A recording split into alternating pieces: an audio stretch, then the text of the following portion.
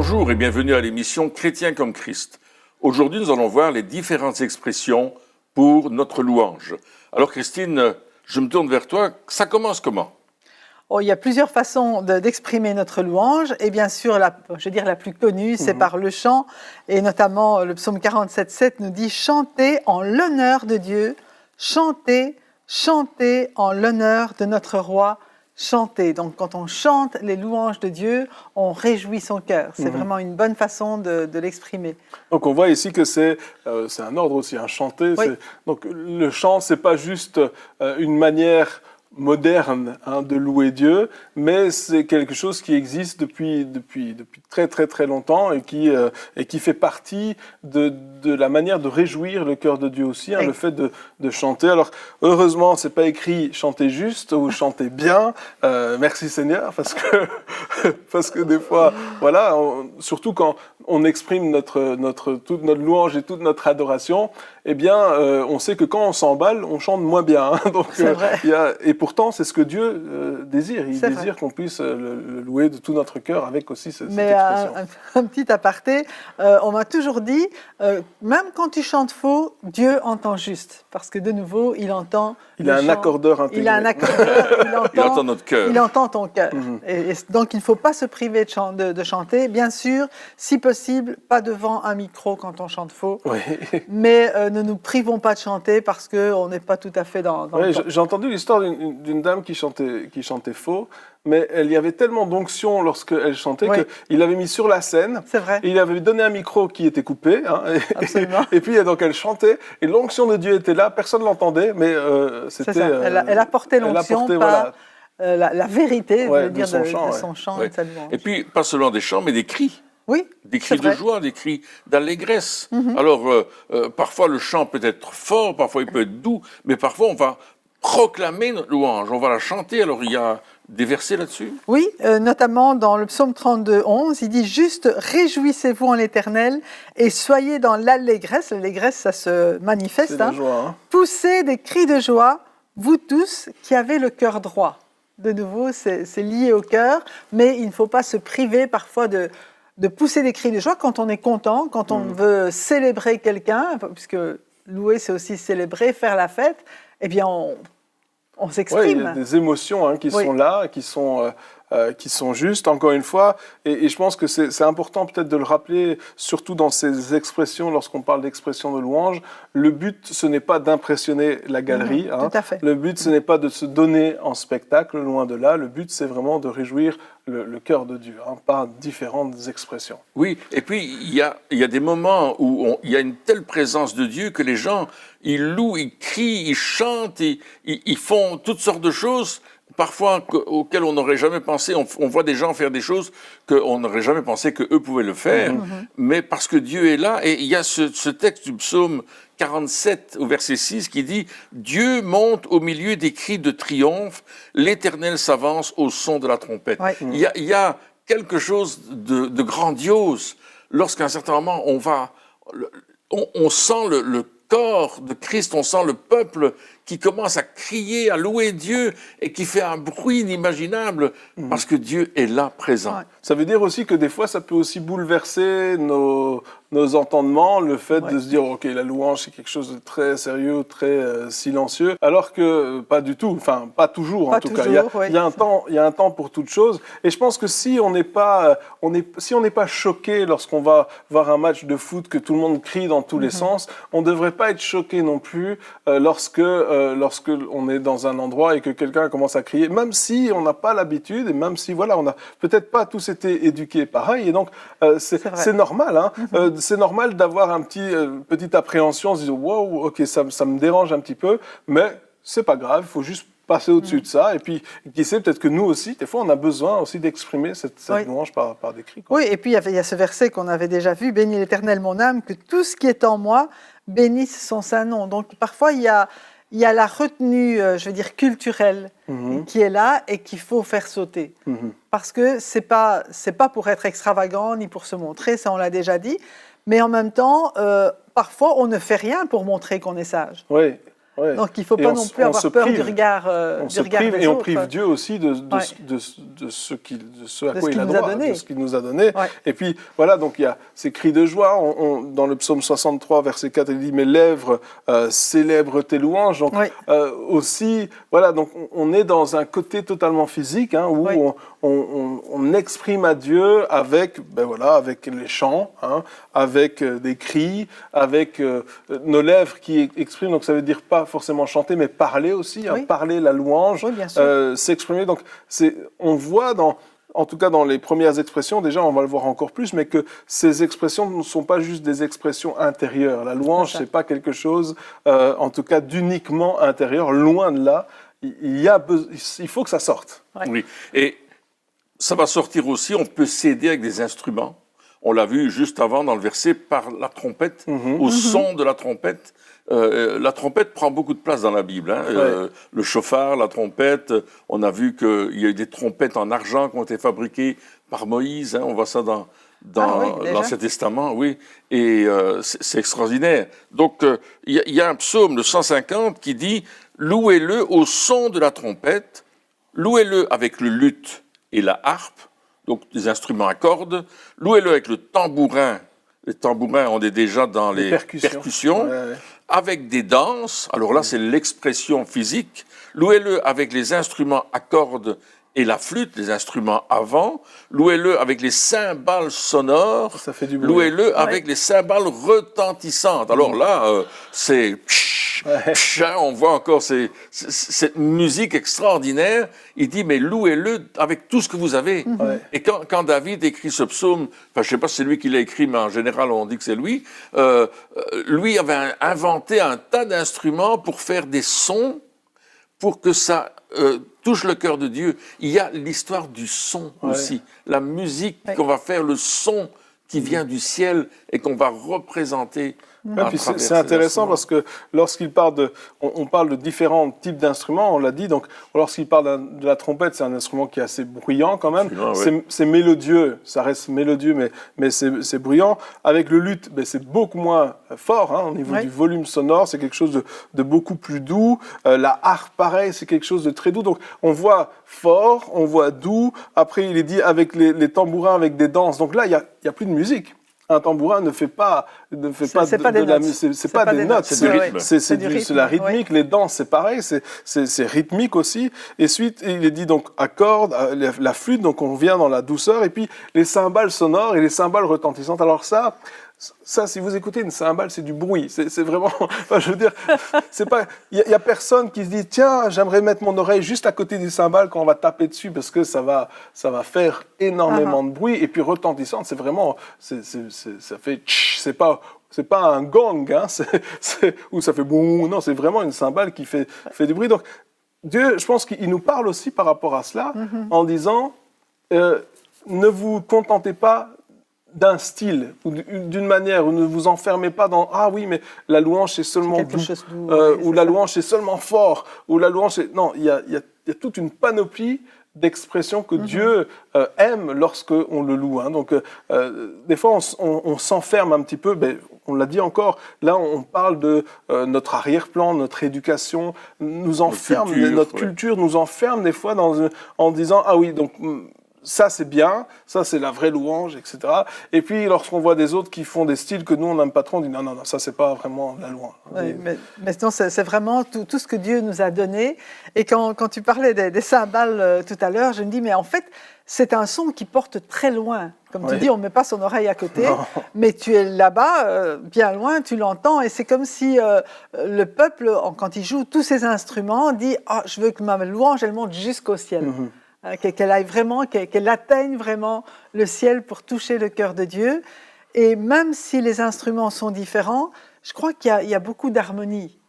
Parce que Dieu veut qu'on s'accorde avec ces instruments. Pas que chacun joue sa partie indépendamment de l'autre, mais ce qu'il aime, c'est voir tout cet ensemble d'instruments qui jouent en harmonie et qui vient juste pour le louer lui et pour faire plaisir à ses oreilles.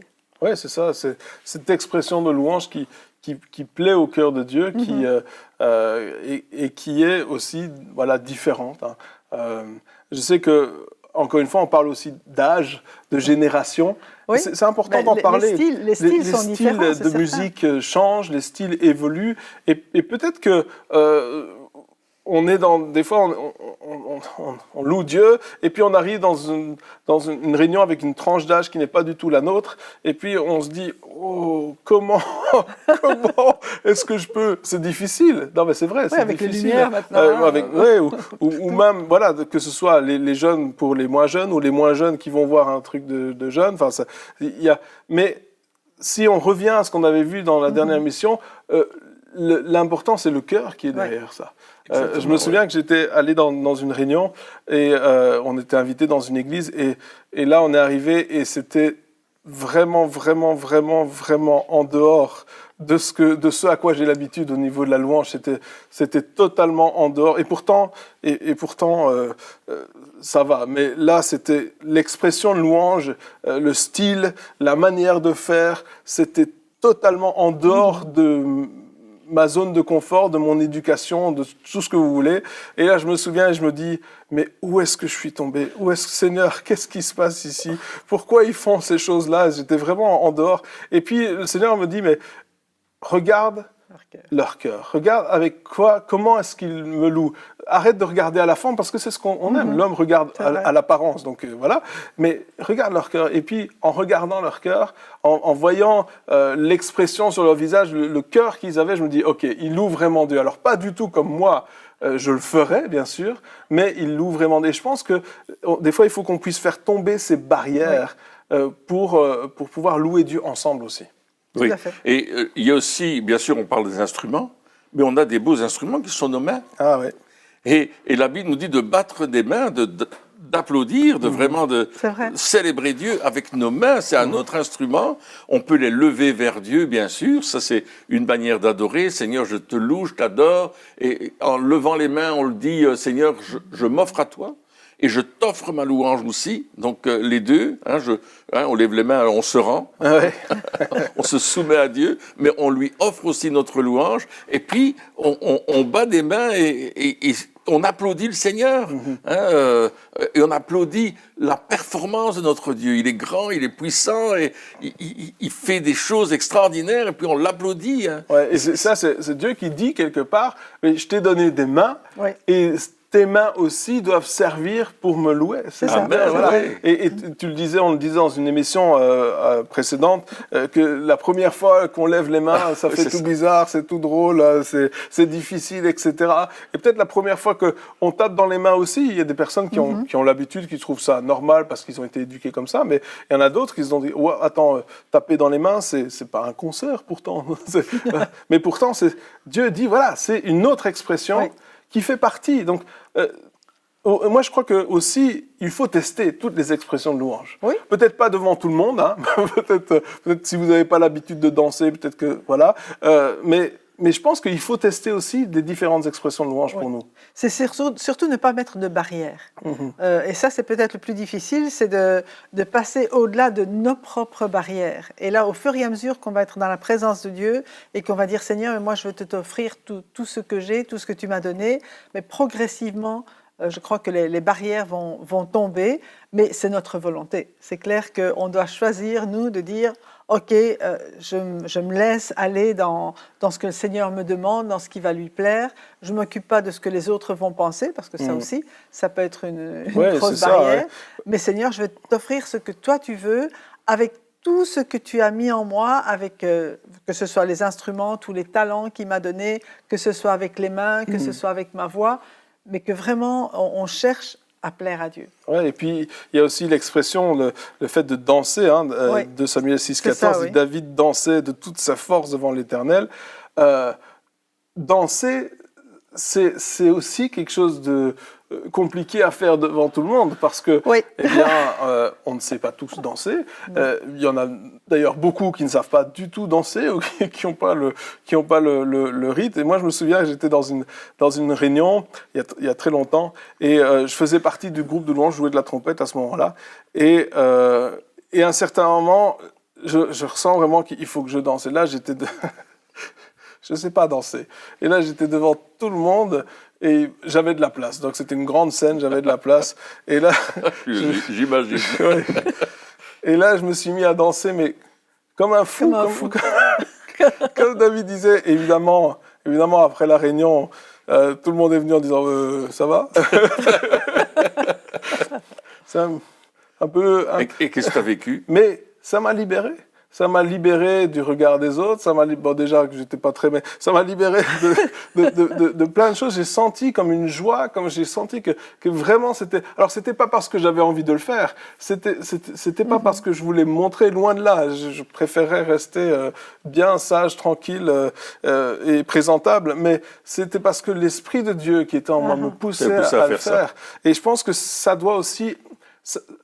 L'attitude avec laquelle on fait les choses est très importante. Oui. Si on danse pour danser, je ne pense pas que c'est forcément juste. Mais si on danse parce que l'Esprit de Dieu nous pousse à le faire, oui. C'est juste. Et puis il y a d'autres personnes qui peuvent danser et qui amènent la présence de Dieu en nous. Tout à fait. Qui amènent ça parce que c'est un don que Dieu leur a fait. Il y a des personnes qui dansent vraiment très bien et c'est vraiment un don, c'est un appel sur leur vie de le faire et il faut le faire. Et ils ont travaillé ils ont travaillé ça et ça commence à la maison, ça commence chez toi, voilà, devant Dieu, entre toi et Dieu. Mais c'est une expression et même si on n'est pas danseur, je crois qu'il faut tester. Oui. Et moi je me souviens, j'étais chez les Amérindiens dans le nord du Canada, très loin dans le nord. Et là où il n'y a personne. On avait une réunion sous chapiteau dans le village où on était chez les Atikamekw. Et puis on louait le Seigneur. Il y avait la présence de Dieu. J'avais apporté l'évangile. J'étais traduit dans leur langue. Il y avait des gens à l'intérieur. Il y avait des gens à l'extérieur. C'était un chapiteau. Ils étaient un peu timides. Et puis tout d'un coup, il y avait cette onction. Et les femmes ont commencé à danser, mais comme les Indiens. Et c'était l'onction du Saint-Esprit. Parce que je connaissais ces sœurs-là, c'était des femmes qui s'étaient données au Seigneur, qui étaient consacrées à Dieu. Et ils ont commencé à danser. J'avais jamais vu ce genre de pas de danse comme elles faisaient, mais c'était tellement fort. Et la présence de Dieu était là. Par contre, dans une autre réunion, j'ai vu une dame qui s'était habillée en mariée. Ah oui. Et qui a représenté l'épouse et qui a fait une danse sur une musique de louange, d'adoration qui parlait de l'époux qui venait chercher l'épouse. Et c'était tellement prophétique, tellement prophétique. Donc il y a différents niveaux dans la danse. Il y a des gens qui vont danser pour apporter l'onction. Il y a des gens qui vont danser parce qu'ils sont dans l'onction. Il y a des gens qui vont danser parce qu'ils vont prophétiser quelque chose à travers leur danse. Mais c'est toujours une louange à Dieu. Oui, ce qu'il faut se dire, c'est que la danse appartient à Dieu. Oui. La danse appartient à Dieu. Et même si, avec l'époque, avec ce qui se passe aujourd'hui, elle a été salie quelque part dans certains domaines, à la base, elle appartient à Dieu et elle est pour Dieu. Cette expression est pour Dieu et il faut la récupérer pour louer Dieu avec. Parce qu'elle était dénaturée. Oui, bien sûr. Et en fait, la musique aussi. Oui, la musique, c'est pareil. Aussi, mais en même temps, elle appartient aussi à Dieu, la musique. Mais il y a un terme en hébreu, lorsque Dieu se réjouit dans la louange, le terme veut dire qu'il tournoie, il danse, il y a cette expression, cette idée que Dieu peut tournoyer de joie au ciel. C'est extraordinaire. Jésus a tressailli de joie aussi lorsque les disciples sont revenus. Donc, Jésus même a dansé. Donc si Jésus a dansé, absolument. Je pense que il est dit quand il a tressailli de joie, c'est comme s'il tournoyait en disant merci Seigneur de ce que tu fais. Donc il suffit de voir aussi les Juifs le jour du sabbat, ils dansent. C'est quelque chose qui est saint. Quelque part, c'est quelque chose qui fait partie de l'expression pour Dieu. C'est quelque chose qui est bien, qui est bon, mais que à cause de ce qu'on vit ou à cause de l'éducation quelque part, on pense faussement que c'est mal, que c'est sale. Mais à la base, ça ne l'est pas. Comme la musique, c'est pas ça. C'est quelque chose de saint et il faut le restaurer, cette sainteté dans la danse. C'est ça. En fait, tout ce que Dieu nous a donné, on peut les utiliser soit pour l'honorer lui, soit pour se faire plaisir à soi-même, soit pour honorer le diable quelque part. Donc c'est à nous à dire, mais tout ce que tu m'as donné, Seigneur, tout ce qui est en moi, ça t'appartient. Et c'est pour toi que je veux exprimer, parce que mon corps t'appartient, et mon corps est là aussi pour te servir, et pour t'honorer, pour te plaire, pour élever ton nom. tu m'as donné un corps, pas seulement un esprit, pas seulement une âme, mais aussi un corps. Et avec tout notre corps, on est là aussi pour adorer le Seigneur. Je pense aussi qu'en faisant ça, ça va plus loin des fois. C'est un petit peu comme récupérer ce qui nous a été volé. C'est vrai. Récupérer ce qui nous a été volé lorsque justement on faisait des choses qui n'étaient pas justes. Lorsqu'on était détourné de Dieu, on a fait des choses qui n'étaient pas justes. Et je pense que des fois, lorsqu'on utilise nos mains, lorsqu'on crie de joie, parce qu'on peut crier sur notre femme, on peut crier sur notre mari, ou on peut crier de joie. Non, mais c'est vrai. C'est le même.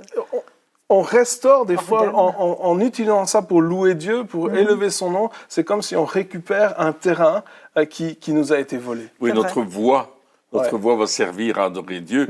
Et j'aimerais rajouter dans la danse les bannières. Oui. Les bannières, c'est donc ces drapeaux qu'on élève. Je vois qu'aujourd'hui, il y a des gens qui dessinent de super belles bannières avec des aigles, avec des choses à la gloire de Dieu, des versets bibliques, et puis ils commencent à danser avec ces bannières, et ça devient quelque chose de très beau. On a fait justement un séminaire là-dessus ici à l'église où on s'est servi de bannières. Quelqu'un nous a enseigné comment servir de bannière, comment servir de voile pour adorer le Seigneur. Et c'était d'une beauté extraordinaire. Il y avait la présence de Dieu, alors que c'était une école, on enseignait ces choses. C'était une école et on s'est dit, waouh, comme c'est merveilleux d'apprendre ces choses et de les mettre en pratique pour adorer Dieu en esprit et en vérité. Ouais. Et beaucoup ont été libérés aussi dans leur corps et dans leur façon. Ils ont découvert une nouvelle façon d'exprimer leur louange et leur adoration. Et c'est vraiment extraordinaire. On les voit le dimanche qui se réjouissent, qui sont dans la présence de Dieu, simplement avec aussi ce moyen d'élever notre bannière que le Seigneur nous a Alors, donnée. c'est clair que pour le dimanche matin, c'est peut-être un peu compliqué que tout le monde ait des bannières parce que ça prend, il faut de la place. Ça prend beaucoup de place, bien sûr. Mais le faire chez soi aussi, c'est une bonne chose parce que, encore une fois, le but n'est pas de se montrer. Non, le but est de glorifier Dieu. Et donc, c'est ça qui est extraordinaire. C'est qu'on peut le faire devant les gens, pourquoi pas, mais on peut le faire chez soi librement. Bon, il faut peut-être le faire dans le jardin si on a une petite maison, ou si le plafond, je me souviens qu'il y avait un gars qui venait avec une grande bannière et puis il y avait plein de trous dans le plafond, mais c'était, voilà, il faut être sage aussi, il faut être sage aussi. Mais donc ça, c'est donc la danse, les bannières, et aussi être à genoux devant Dieu, se prosterner devant lui. On en a parlé un petit peu dans l'émission précédente, dans le psaume 95 ou 95, verset 6, il dit « Prosternons-nous, humilions-nous, plions le genou devant l'Éternel ». Et je pense qu'au-delà du fait physique, se prosterner devant Dieu, plier le genou, ça veut dire aussi faire plier notre volonté. Oui, c'est se soumettre. Se soumettre. Tu disais tout à l'heure, en levant les mains, on se rend. Je me rends, mais c'est aussi s'incliner devant Dieu. C'est une forme de respect, c'est une forme de soumission. Seigneur, c'est toi qui es le maître de ma vie. Ça aussi, c'est et en même, on reconnaît qui il est. Lorsqu'on se met à genoux, lorsque quelqu'un se prosternait devant Dieu, et devant Jésus, par exemple, il reconnaissait qu'il était le Fils de Dieu. Il reconnaissait qu'il était le Tout-Puissant, que lui allait pouvoir apporter la guérison ou la délivrance à la personne pour laquelle il s'était prosterné devant Jésus. On voit ça avec Jairus qui s'est prosterné au pied de Jésus. On voit ça avec le lépreux qui s'est prosterné au pied de Jésus. Et ainsi de suite. Il y a beaucoup d'exemples qui ont dit, mais on se prosterne parce qu'on reconnaît que tu peux le faire. On reconnaît que tu as la puissance pour le faire. Oui, on reconnaît son autorité. Amen. On s'humilie devant lui aussi. On reconnaît sa grandeur. Et puis aussi, plier le genou, c'est aussi, des fois, ça peut être la repentance, c'est-à-dire demander pardon. Ça peut dire, comme on l'a dit, se rendre. Je dis au Seigneur, j'arrête de te résister. Des fois, le Seigneur nous demande quelque chose, mais on résiste. Et puis à un certain moment, ok, j'ai compris. T'as gagné, j'arrête, je me range, je plie le genou. Donc c'est aussi une expression, mais physiquement aussi, ça peut être important de le faire. Alors, encore une fois, il faut de la sagesse. C'est-à-dire que des fois, il y a des personnes qui ont des genoux plus sensibles que d'autres. Oui, et puis c'est pas toujours facile de se relever non plus. C'est pas facile de se relever pour certains. Donc voilà, il faut garder la sagesse, mais c'est tellement important de pouvoir utiliser aussi cette expression. C'est ça. Et puis la louange, bien sûr, nous, on parle de différentes manières d'exprimer la louange, mais c'est pas seulement nous tout seuls, mais il faut s'entraîner tout seul.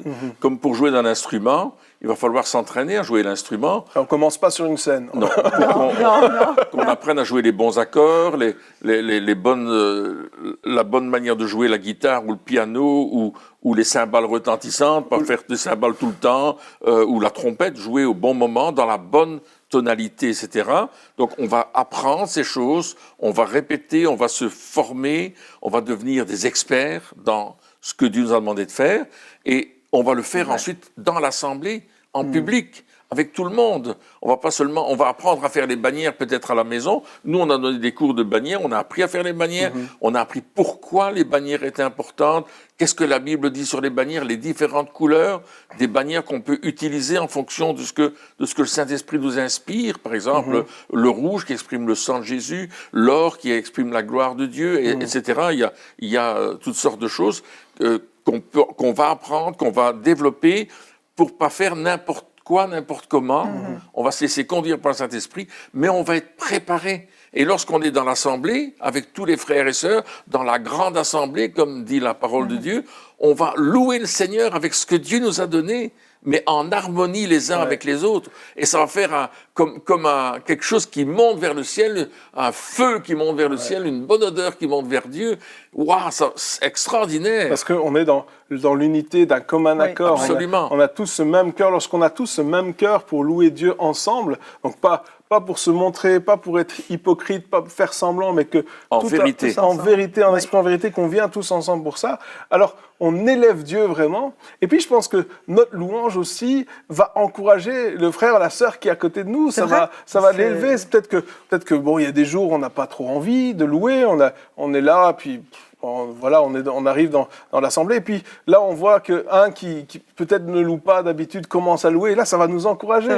Et puis, on va dire, bon, si lui peut le faire, je peux le faire aussi. Et ça c'est aussi pour s'encourager les uns les autres de faire ça en public, en public, en privé. Les deux sont importants. Les deux font partie des expressions de louange. Mais comme tu dis, le commun accord est important. Lorsqu'on est ensemble, on ne va pas chanter dans une autre tonalité que la tonalité donnée par l'ensemble. On ne va pas faire autre chose que... Ou un autre chant. Oui, c'est un autre chant. Moi, j'ai pas envie de chanter celui-là, j'en chante un autre. Vous savez, il y a une conduite du Saint-Esprit. À un certain moment, bien sûr, peut-être que les chantres vont choisir leur chant avant de commencer, afin de bien s'organiser, etc. Mais il y a une conduite du Saint-Esprit, et on va rentrer dans cette conduite du Saint-Esprit, on va rentrer dans cette direction, et c'est ça, en esprit et en vérité, d'un commun accord. C'est le même esprit qui va nous amener, c'est le Saint-Esprit qui est le même esprit qui est en chacun de nous, qui va nous amener à adorer Dieu, à le célébrer, à le louer, à le célébrer, et là, ça réjouit le cœur de notre papa. Parce que ce qu'on veut, c'est donner à Dieu le meilleur. On veut lui faire plaisir. Et pour lui faire plaisir, je pense que ça lui ferait vraiment plaisir si on pouvait, chacun, exprimer notre louange avec toutes ces expressions de louange, même tester, même si on n'est pas expert dans l'une ou dans l'autre, c'est pas grave.